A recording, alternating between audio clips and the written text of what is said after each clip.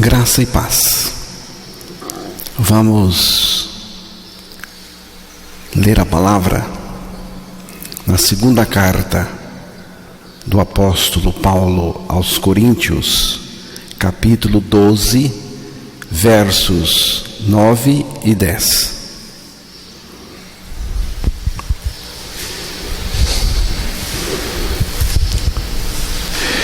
E disse-me: a minha graça te basta, porque o meu poder se aperfeiçoa na fraqueza. De boa vontade, pois, me gloriarei nas minhas fraquezas, para que em mim habite o poder de Cristo. Pelo que sinto prazer nas fraquezas, nas injúrias, nas necessidades, nas perseguições, nas angústias, por amor de Cristo. Porque quando estou fraco, então sou forte. Que Deus revele a sua palavra aos nossos corações. Vamos começar com a graça. E disse-me: a minha graça te basta. Quem disse? Deus. É o próprio Deus que está dizendo que a graça dele nos basta. Quem crê, confessa: a tua graça me basta. Não precisamos pedir que a graça nos baste. A graça já basta. Ela é assim. Observe que Deus diz: a minha graça te basta. Significa que a graça basta mesmo. Ela é suficiente. Ela é assim. É a sua natureza. A graça de Deus é suficiente para nós. A graça nunca está em falta. Essa é a medida da graça. Nunca está em falta, sempre disponível e jamais para de jorrar. Jamais.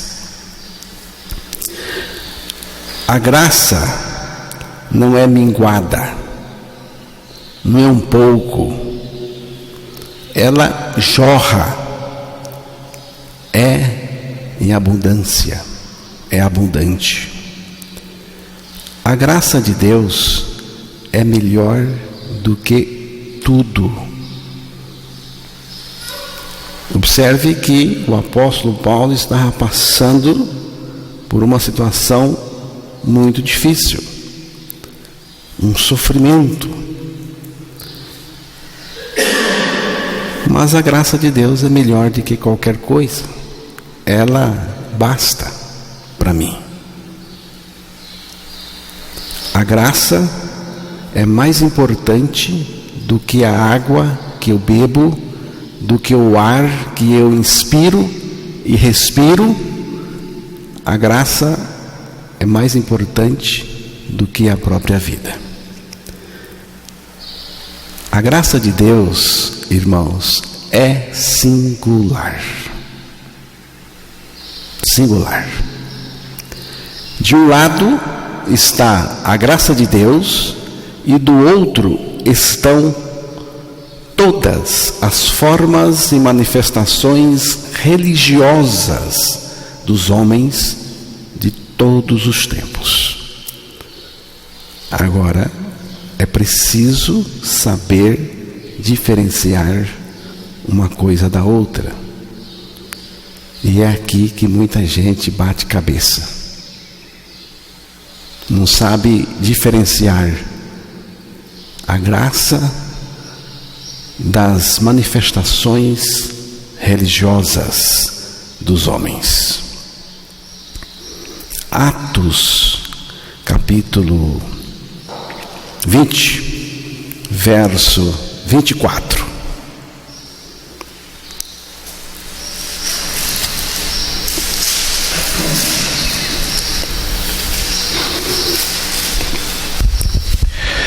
Porém, em nada considero a vida preciosa para mim mesmo, contanto que complete a minha carreira e o ministério que recebi do Senhor Jesus, para testemunhar o Evangelho da graça de Deus.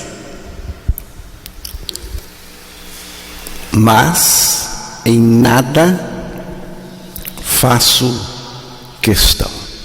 Não faço questão de nada.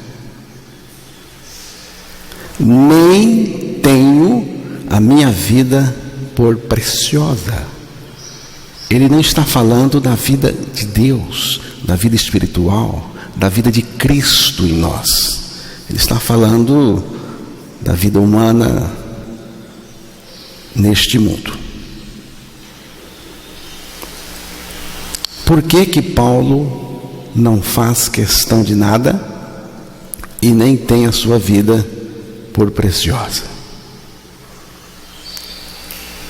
Ele diz aqui: contanto que se cumpra com alegria a minha carreira e o ministério que recebi do Senhor Jesus, para dar testemunho do Evangelho da graça de Deus. Evangelho da graça de Deus. As religiões são baseadas no que os homens fazem para alcançar. O Evangelho da graça de Deus é Deus mesmo fazendo tudo. O Evangelho da graça de Deus é Deus mesmo fazendo tudo. Preste atenção que é tudo.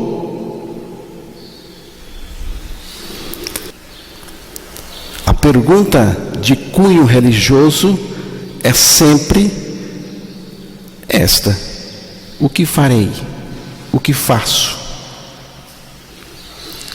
Atos 16, versículo 30.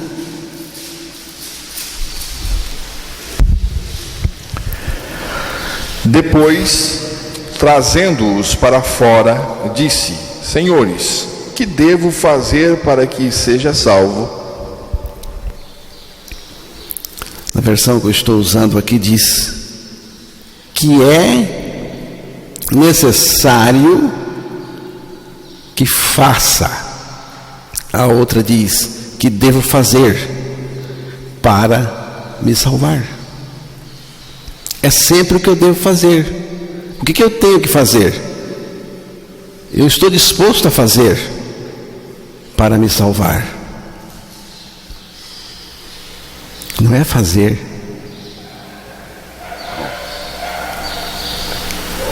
A pessoa que perguntou isso a Paulo tinha uma mente religiosa, tinha uma mente religiosa da religião do Império Romano.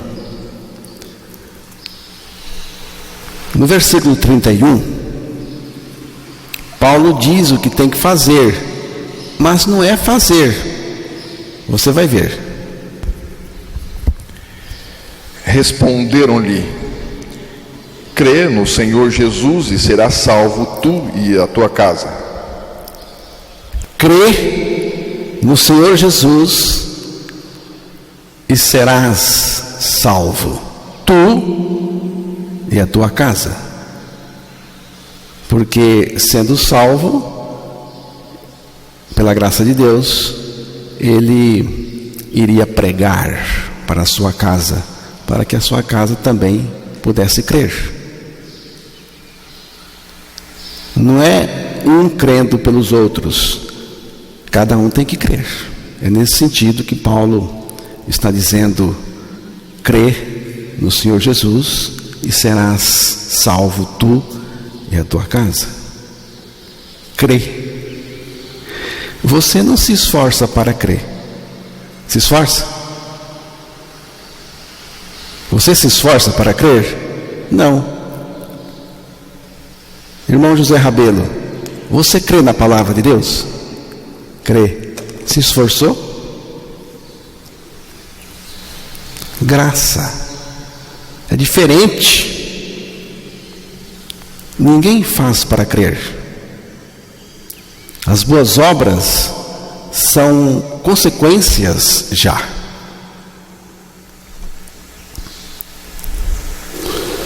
Mas o cristão nascido de novo em Cristo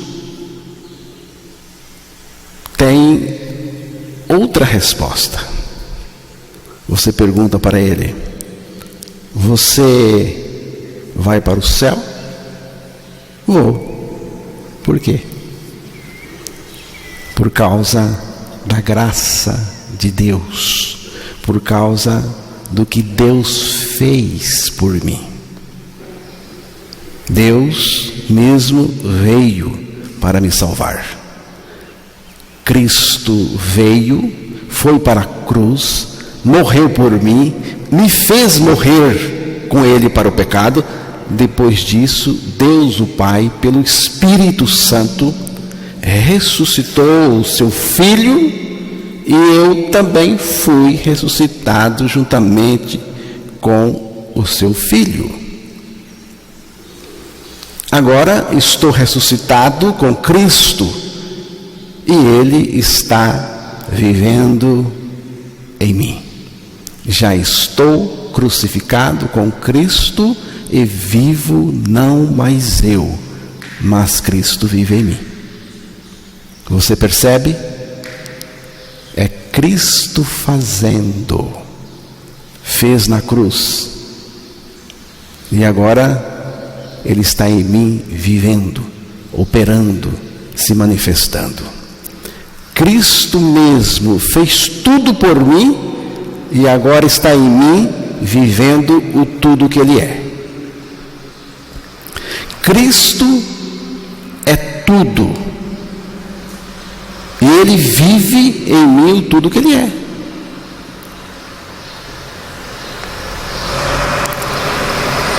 Eu vou para o céu na garupa dele. É por Ele. Ele que nos leva. João 14, verso 6. Respondeu-lhe Jesus: eu sou o caminho e a verdade e a vida. Ninguém vem ao Pai senão por mim. Jesus disse que é por mim. É por mim. É Ele que nos leva. Vou para o céu na garupa dele. Vou para o céu na virtude, na justiça e no mérito de Cristo, de Jesus. Isso é diferente de religião. Totalmente diferente. Se você não percebe a diferença, eu sinto muito por você. Sinto muito. E a minha oração é para que Deus, por sua graça, lhe dê a condição, a graça, para fazer essa diferença.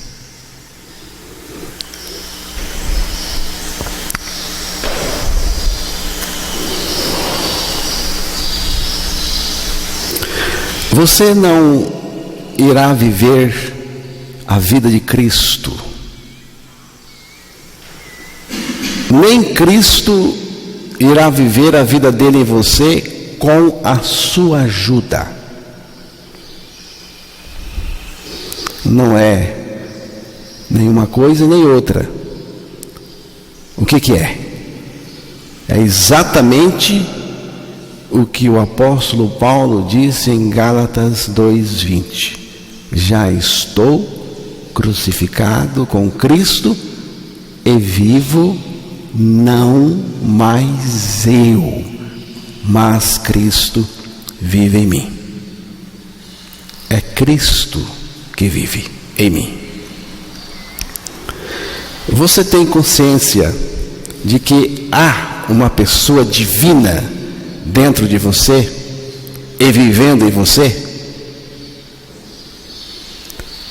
Ainda temos a nossa personalidade humana, lógico, mas existe sim outra pessoa vivendo em nós e vivendo em todas as áreas do nosso ser interior.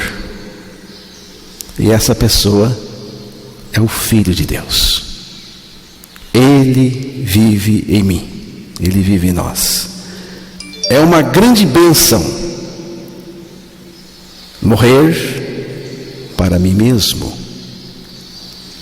Porque quando eu morro para mim, eu não vivo mais, mas é Cristo que vive em mim. Repare que mudou a fonte em mim. Não mais eu, a fonte velha, pecaminosa, estragada. Não mais eu, mas Cristo em mim. Agora Cristo é a fonte em mim, fonte espiritual. O eu perverso e pecaminoso foi crucificado, morto e substituído por Cristo. E agora Cristo vive espontaneamente em nós, em todas as circunstâncias. Cristo morreu por nós, nos levou a morrer com Ele, para fazer a mudança mais significativa da nossa vida. Não mais eu, mas Cristo em mim. É a mudança. Eu em Cristo crucificado com Ele, e Cristo em mim, sendo o meu tudo, fazendo tudo por mim e vivendo o tudo que Ele é, em mim e através de mim. Isto é graça. Graça é Deus fazendo. Basta crer na palavra de Deus, que afirma a sua morte e ressurreição em Cristo, e terá o Filho de Deus vivendo no seu interior. O Deus Altíssimo, Todo-Poderoso, Todo-Suficiente, vivendo em mim e tomando conta de tudo. Graça. Cristo somente, em todo o tempo e o tempo todo. Quem tem Cristo vivendo no seu interior não precisa de mais nada na sua vida espiritual, porque Cristo é tudo. Meu tudo é Cristo, nada me falta. E não falta nada, porque Cristo é tudo em mim e para mim. Cristo me basta. A graça de Deus me basta. Cristo é suficiente para mim. A graça dele é suficiente para mim. Há uma necessidade de firmarmos pela fé na pessoa de Cristo que está em nós, que vive em nós. Temos que nos agarrar na suficiência de Cristo. O apóstolo Paulo diz também que o poder de Deus, o poder de Cristo, se aperfeiçoa na fraqueza. E quando sou fraco, então sou forte. Sou habitado pelo poder de Cristo. Vamos voltar lá para o texto da segunda carta aos Coríntios, 12, verso 9.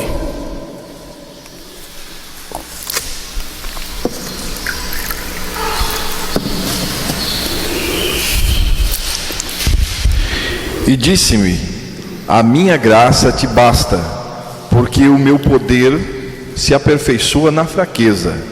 De boa vontade, pois, me gloriarei nas minhas fraquezas, para que em mim habite o poder de Cristo. Quando sou fraco, sou forte. Quando estou fraco, então sou forte. Ser fraco é ser forte. O mundo não aprecia fraqueza. Se você é fraco, a tendência é você ser desprezado e descartado pelo mundo. No mundo, uma pessoa fraca é desprezada, é vista com desprezo. O mundo trabalha com a capacidade da pessoa, mas Deus aperfeiçoa o seu poder na fraqueza. O mundo se apoia na capacidade da pessoa, mas a Igreja de Cristo tem uma outra condição, bem diferente. Que condição Deus precisa nos ter para nos conceder a obra do seu poder, ou para que o seu poder chegue à nossa experiência sem nenhuma obstrução? Que condição? A condição da fraqueza, disse o apóstolo Paulo. Em fraqueza é a condição. E essa condição de fraqueza, de fraco, tem a ver com a crucificação de Cristo e a nossa crucificação em Cristo. É a condição da morte com Cristo. Quando estamos mortos, chegamos ao grau máximo da fraqueza. Mais fraco do que um morto não existe. É morto com Cristo. É disso que o apóstolo Paulo está falando. É estar crucificado com Cristo. Em fraqueza é a providência magnífica de Deus para que o poder de Cristo chegue ao nosso interior, habite ao nosso interior. Quando se diz que o poder de Cristo habita no nosso interior, está falando do próprio Cristo, com todo o poder vivendo, revelado, manifestado e vivendo no nosso interior.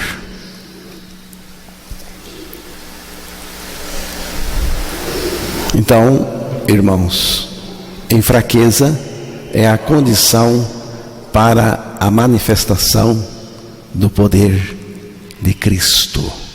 E o poder de Cristo só é perfeito na nossa fraqueza.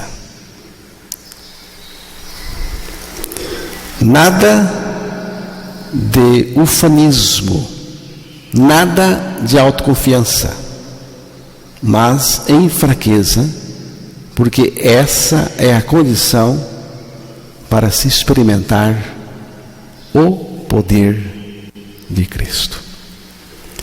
Cristo crucificado por nós nós crucificados com Ele, Cristo ressuscitado e nós ressuscitados com Cristo, e Ele em nós vivendo a sua vida de poder. Cristo ressurreto vive com todo o poder naquele que com Ele morreu e ressuscitou. Cristo ressurreto vive com todo o poder naquele que com Ele morreu e ressuscitou. Não tem demonstração de poder maior do que esta. Eu não conheço. Poder maior. E neste poder de Deus, que a nossa fé precisa se apoiar. Irmãos, a nossa fé se apoia no poder de Deus. É neste poder de Deus que a nossa fé está apoiada. A fé se apoia no poder de Deus, na palavra de Deus. Agora, nós dependemos de Cristo. Nós não dependemos de nós mesmos, ou de qualquer outra coisa, ou outra pessoa. Nós dependemos de Cristo. Nós não podemos nada, mas Cristo em nós pode tudo. Ele pode tudo. Então, quando somos fracos, é que somos fortes. O poder de Deus se revela nos fracos, nos mortos, com Cristo. A suficiência de Cristo é injetada na nossa fraqueza. A suficiência de Cristo opera por dentro de mim. Por dentro. Cristo em mim me fortalece. Me fortalece. E Ele me fortalece com a sua suficiência. A suficiência de Cristo reside no interior da pessoa que com Cristo morreu e também ressuscitou.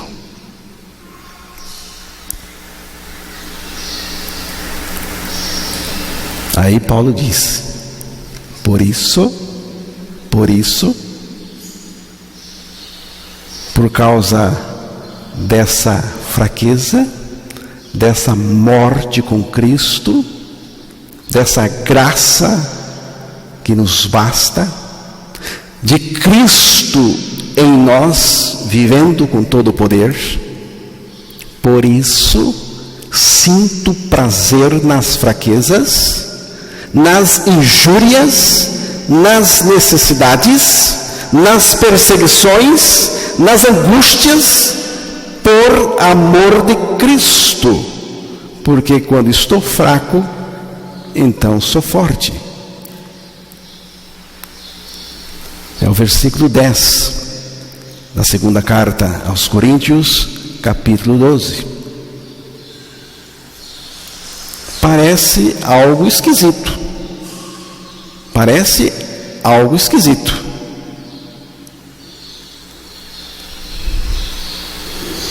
Em termos humanos, é quase impossível sentir prazer, gozo, alegria no tipo de experiência relacionado aqui pelo apóstolo Paulo. Fraqueza, injúrias, necessidades, perseguições, angústias. São 5 categorias de coisas, todas elas terríveis. O que isso quer nos dizer? O que Paulo quer nos dizer com isso? Eu creio, irmãos, que ele está querendo nos passar, nos dizer o seguinte: a nossa alegria, o nosso prazer não se baseia nas circunstâncias. O que determina a nossa vida não é o que acontece conosco, mas o amor de Cristo por nós. Observe que ele disse: por isso sinto prazer nas fraquezas, nas injúrias, nas necessidades, nas perseguições, nas angústias. Agora observe: por amor de Cristo. Não são as experiências pelas quais passamos neste mundo, mas o que somos em Cristo é o que determina tudo na nossa vida. É o que somos em Cristo. É o que Cristo fez por nós, por causa do seu amor. É o que nós somos em Cristo, por causa da graça de Deus, do amor de Deus. Tem gente infeliz, tendo tudo. E tem gente feliz, não tendo nada ou quase nada. Por quê, irmãos? Porque a felicidade não está fora de nós. Ela está em nós. Eu não busco fora de mim. Ela está em mim. Não é uma questão de ter ou não ter, mas uma questão de ser em Cristo. Só em Cristo nós vamos encontrar a verdadeira felicidade, o gozo, a alegria e o prazer em qualquer situação, quando estamos passando por qualquer situação.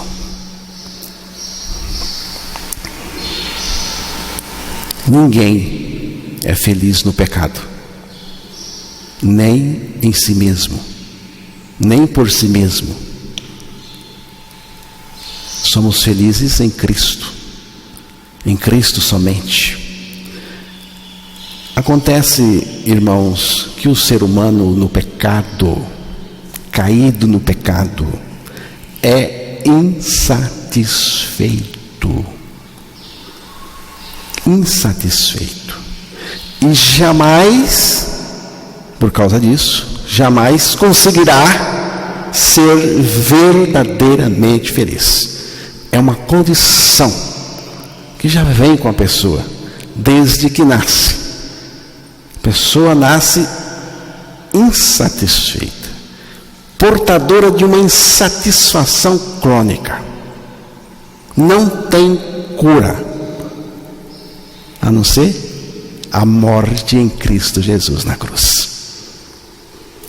Provérbios capítulo 30, versículo 15, ali há uma referência a um bichinho, a um verme que é insaciável e que de maneira simbólica tem a ver com o pecador, o pecador insatisfeito.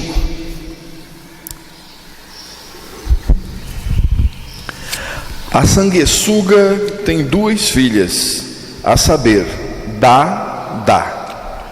Há 3 coisas que nunca se fartam, sim, 4 que não dizem, basta.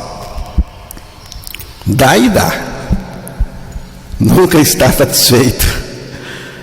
A palavra traduzida do hebraico para sanguessuga tem o significado de chupadora.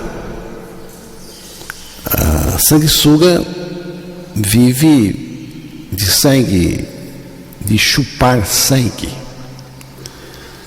Metaforicamente, a sanguessuga, nesse caso, refere-se à pessoa ou à situação em que nunca está satisfeita. Não há satisfação. A sanguessuga é o modelo da insatisfação, do egoísmo e da ganância. Dá e dá. jamais se sacia, nunca diz basta. Agora nós ouvimos de Deus: a minha graça te basta. E nós confessamos de volta a Deus o que Ele disse: a tua graça me basta. A nova criatura não tem essa insatisfação. A alegria dela é Cristo. Já estou crucificado com Cristo e vivo não mais eu, mas Cristo vive em mim. Isto é ser feliz. Cristo satisfaz totalmente o ser humano, tornando-o essencialmente e permanentemente feliz. Não mais eu, mas Cristo em mim é o segredo da verdadeira felicidade, da verdadeira alegria, do gozo, do prazer que o apóstolo Paulo estava falando. Independe das circunstâncias externas que nos cercam, depende só de Cristo. Na dor ou na saúde, com sucesso ou não, a felicidade, a alegria, o prazer é real, porque Cristo é a nossa felicidade, Cristo é a nossa alegria, Cristo é o nosso prazer, nada mais além dele. Em Cristo sou feliz até quando estou triste. Em Cristo sou feliz até quando estou triste. Não depende se o mundo está sorrindo para nós ou não, nem se as circunstâncias da vida trazem mel ou mirra. Cristo é a nossa felicidade em tudo. Cristo é a felicidade verdadeira. Goze-a. Seja feliz em Cristo, e só em Cristo nós podemos ser felizes. Mateus capítulo 5, verso 11.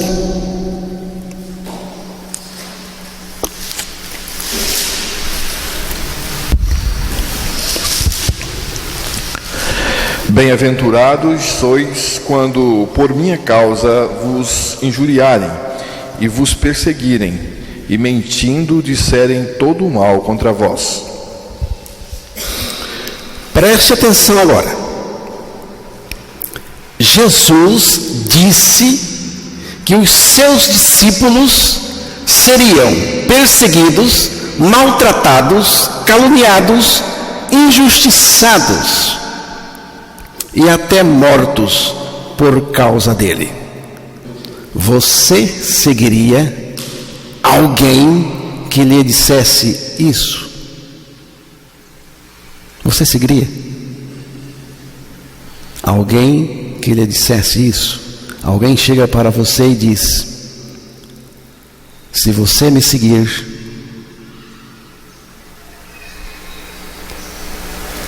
e porque você vai me seguir, você vai ser perseguido, maltratado, caluniado, injustiçado e até morto.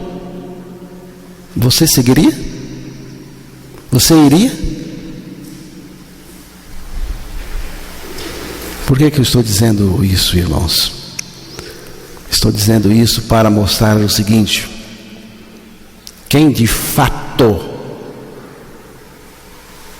segue Jesus é por uma única razão: o amor.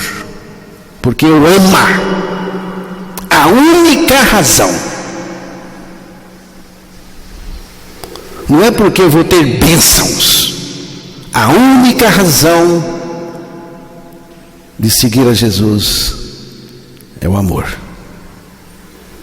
Por isso que Paulo disse: sinto prazer nas fraquezas, nas injúrias, nas necessidades, nas perseguições, nas angústias, por amor de Cristo.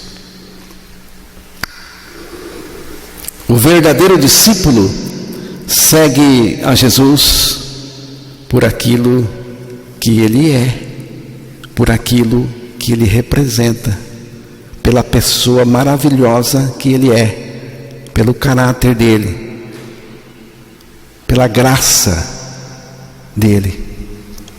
É por isso, pela pessoa dele. Lamentavelmente, o cristianismo pós-moderno, por causa do pecado em que está atolado até o pescoço, ou submergido, não tem interesse apenas na pessoa de Jesus Cristo. Não tem interesse apenas em Jesus. Qual é o seu interesse? Aqui. Meu interesse aqui é apenas na pessoa de Jesus.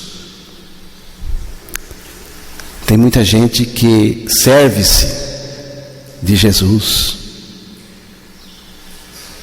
em vez de segui-lo por amor, por aquilo que ele é, por aquilo que ele representa.